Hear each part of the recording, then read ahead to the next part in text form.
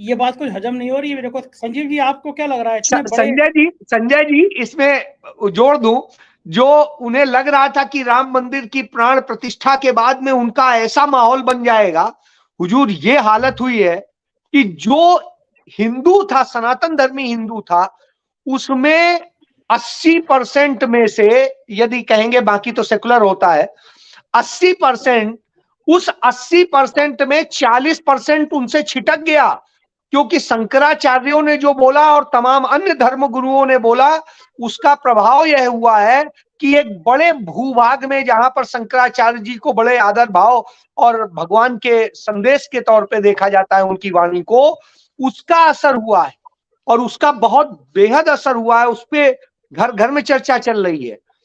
तो यह स्थिति है। लेकिन मैं ये नहीं कहता हूं कि कट्टरपंथियों में चल रही है। कट्टरपंथी तो अपने ढंग से चलते हैं, वो चलते भी रहेंगे, कोई फर्क नहीं पड़ता। नहीं शुक्ला जी, हम इससे शुक्ला जी से सहमत नहीं है संजय जी। हम पांडे जी, देश पांडे जी से सहमत है। उन्होंने कहा 20 साल कम से कम रहेंगे, तो इन्होंने एक औसत आयु के हिसाब से बताया है। औसत आयु वो हमारी और आपकी, एक आम आदमी की है 70-80 साल। वो तो मोदी जी तो जो है वो है, क्या कहते हैं, धर्म, वो तो 150 साल भी जी सकते हैं। तो अभी शुक्ला जी से हम सहमत नहीं है।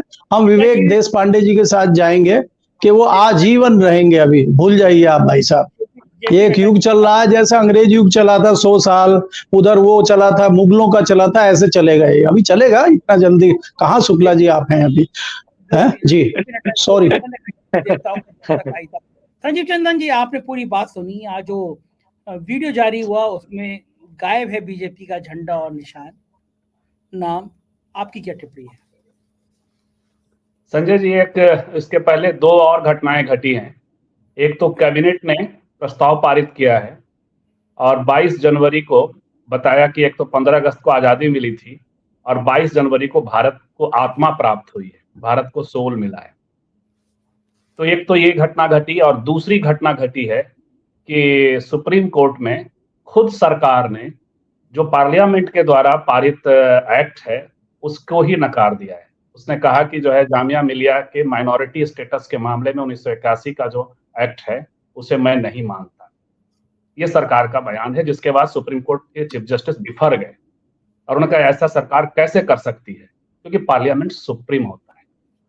तो आप इन दोनों ही घटनाओं में देखिए कि इन सब को पार्लियामेंट का स्टेटस को, जिसको कि ये प्रणाम करके आए थे, या फिर आप देखिए कि कैबिनेट के जो सरकार का जो अपना एक सॉवरेनिटी भी कहिए या उसका जो एक लोकतांत्रिक प्रक्रिया है, खुद सरकार जब धार्मिक मतलब अपना सेकुलर चरित्र सीधे सीधे इस तरीके से कैबिनेट के स्तर पर, व्यक्तिगत बातचीत में सरकार में शामिल लोग करें वो एक अलग बात है, लेकिन कैबिनेट ने किया, तो ये दोनों ही दुर्भाग्यपूर्ण है। और मोदी जी किस तरीके से तमाम जो लोकतंत्र की व्यवस्था है उसको धत्ता जताते हुए ये चीजें कर रहे हैं, और इसको हासिल करने में उन्होंने बाजब्ता 10 साल लगाया है।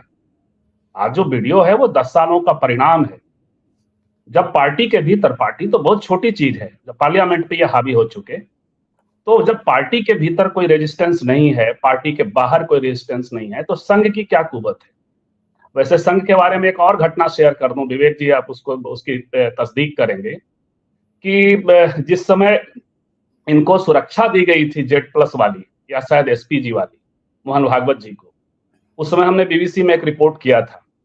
मेरा मानना था कि उनको सुरक्षा नहीं दिया गया है, उनको घेर लिया गया है।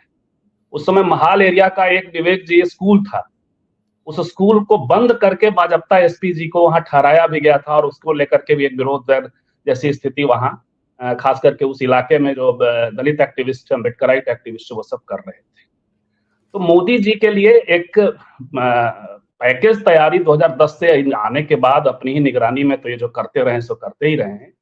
इसके अलावा जो आगे चल करके जो घटनाएं घटती, हम सबको उसको भी, एक तो बात हुई कि क्या होना चाहिए था, जो अब तक मैं बात कर रहा था, लेकिन यथार्थ में जो घटित हो रहा है उसको यदि हम लोग नकारेंगे तो फिर सही निष्कर्ष पे नहीं आ पाएंगे। और ये सच है कि जो 22 तारीख की घटना है उसके बाद मोदी जी एज पर हैं। और इसी चैनल पे पिछले दिनों जब आया था मैं, ये उसके बाद पहली बार आ रहा हूँ, यानी 3-4 दिन पहले, तो मैंने कहा था कि संजय जी, जो इंडिया गठबंधन को करना चाहिए, आखिर ये छवि खड़ी कैसे हो रही है या जो भारतीय जनता पार्टी कर वो तो सरेंडर्ड है। तो भारतीय जनता पार्टी में जो मोदी जी करना चाहते हैं वो निर्बाध कैसे खड़ा हो जा रहा है। तो हमने कहा था कि जो सामाजिक न्याय की बात करने वाला धड़ा है, जो और खास करके राहुल गांधी उसकी अगुवाई करना चाहते हैं, लेकिन ये पूरा मार्च जनवरी से लेकर के अप्रैल तक सामाजिक न्याय के प्रतीकों के जनगणतियां आती हैं, उस समय कास्ट प्रोग्राम कर लिया होता, एक माहौल बन गया। मैंने कहा था संजय जी, और देखिए प्रधानमंत्री ने वहां राम मंदिर के तुरंत बाद भाजपा कर्पूरी ठाकुर को लपक लिया।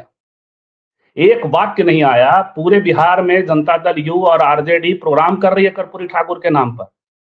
बिहार कांग्रेस को कोई मतलब नहीं है इससे, राहुल जी को भी कोई मतलब नहीं है, लेकिन कितना बारीक तरीके से सत्ता में बने रहने के लिए किसी भी कीमत पर उन्होंने वो भाजपा जारी किया कर्पूरी ठाकुर को भारत रत्न का, और रातों रात, सही कह रहे हैं सर, रातों रात तमाम अखबारों में लेख चले गए।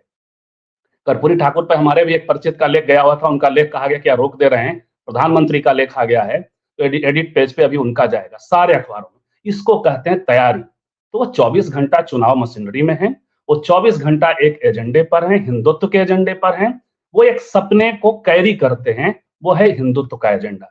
तो इस लिहाज से मुझे लगता है कि संजय जी, जो उनकी छवि इस तरीके से बन रही है और उनका जो आत्मविश्वास है इस छवि के साथ, उसकी वजह भारतीय जनता पार्टी के भीतर भी है और बाहर भी है।